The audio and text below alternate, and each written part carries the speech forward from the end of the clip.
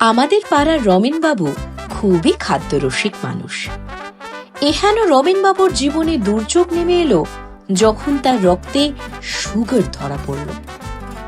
কিন্তু তিনি স্বাস্থ্য সম্পর্কে খুবই সচেতন।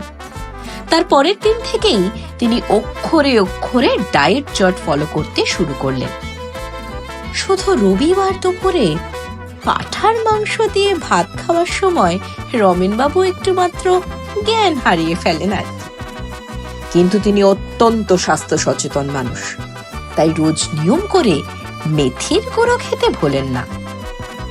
শুধু সেদিন ভাগ্নির বিয়েতে গিয়ে পল্টুর সাথে বাজি রেখে গোটা 12 রসমালাই খেয়ে ফেললেন। এরপরেই মনে মনে প্রতিজ্ঞা করলেন, কাল থেকে অবশ্যই ডায়েটিং করব। 1 জানুয়ারিতে বড় জামাই বাড়ির সবার জন্য নলেন গুড়ের রসগোল্লা আনলো, কিন্তু তার জন্য সুগার ফ্রি সন্দেশ নিয়ে এলো।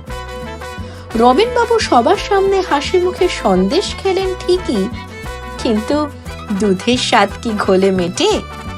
পরদিন সকালে বাড়িতে হইচই পড়ে গেল। ফ্রিজে রাখা রসগোল্লা থেকে 4টে বিমালুম উধাও। সন্দেহের তীর বেচারা রমেনবাবুর দিকেই নিক্ষিপ্ত হলো।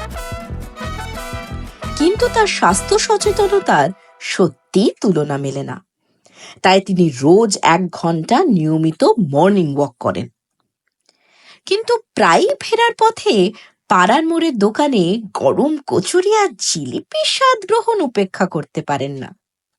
কিন্তু বাড়ি ফিরে অবশ্যই করলার রস পান করতে ভোলেন না, কারণ রমেনবাবু খুবই হেলথ কনসিয়াস।